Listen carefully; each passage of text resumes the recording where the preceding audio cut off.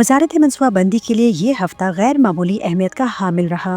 رواں ہفتے کا آغاز وفاقی وزیر احسن اقبال کی زیر صدارت N25 ایکسپریس وے منصوبے کے جائزہ اجلاس سے ہوا، جس میں انہوں نے ہدایت دی کہ تمام قانونی و انتظامی امور فوری مکمل کیے جائیں تاکہ سنگ بنیاد کی تقریب 14 اگست 2025 کو منعقد ہو سکے۔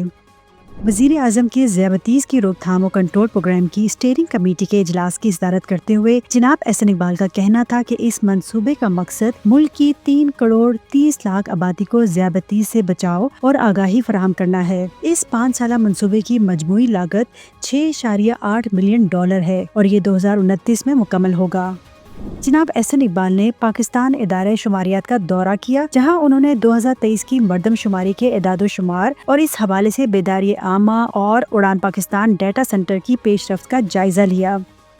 وفاقی وزیر احسن اقبال کی زیر صدارت سی پیک منصوبوں پر پیش رفت کا 81واں جائزہ اجلاس منعقد ہوا، جس میں انہوں نے کہا کہ جوائنٹ کوآپریشن کمیٹی کا اجلاس جلد متوقع ہے۔ اس سلسلے میں انہوں نے تمام جوائنٹ ورکنگ گروپس کو ہدایت دی جولائی 2025 تک اپنی مشاورت مکمل کر لیں۔ وفاقی وزیر منصوبہ بندی کی زیر صدارت اجلاس میں کراچی انڈسٹریل پارک کی پیش رفت کا جائزہ لیا گیا۔ انہوں نے متعلقہ حکام کو ہدایت دی کہ چھوٹی اور بڑی صنعتوں کے لیے پلاٹ الاٹمنٹ کا معیار مرتب کیا جائے۔ منصوبے کو سرمایہ کاروں کے لیے ون سٹاپ سہولت قرار دیتے ہوئے انہوں نے ہدایت دی کہ اس کا سنگ بنیاد 4 ستمبر تک رکھا جائے اور اسے 15 ماہ میں مکمل کیا جائے۔ منصوبے کی لاگت 7 ارب روپے سے زائد ہے۔ رواں ہفتے جناب احسن اقبال نے آبادی کے انتظام سے متعلق ایک اعلیٰ سطحی اجلاس کی صدارت کی، جس میں بڑھتی ہوئی آبادی کو ہنگامی صورتحال کا متقاضی قرار دیا۔ جناب احسن اقبال کی زیر صدارت پبلک پرائیویٹ پارٹنرشپ اتھارٹی کے بورڈ آف ڈائریکٹرز کا 29واں اجلاس اسلام آباد منعقد ہوا، جس میں مالی مشکلات پر قابو پانے اور منصوبوں کی بروقت تکمیل کے لیے نجی شعبے کے ساتھ شراکت داری پر زور دیا گیا۔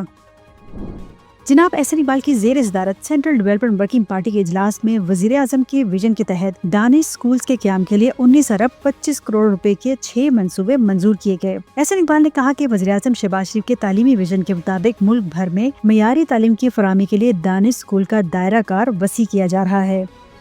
جناب احسن اقبال نے مصنوعی ذہانت پر قومی ٹاسک فورس کے اجلاس کی صدارت کی، جہاں انہوں نے پاکستان کے ترقیاتی شعبوں میں آرٹیفیشل انٹیلیجنس کے مؤثر استعمال اور جامع پالیسی مرتب کرنے کی ہدایت دی۔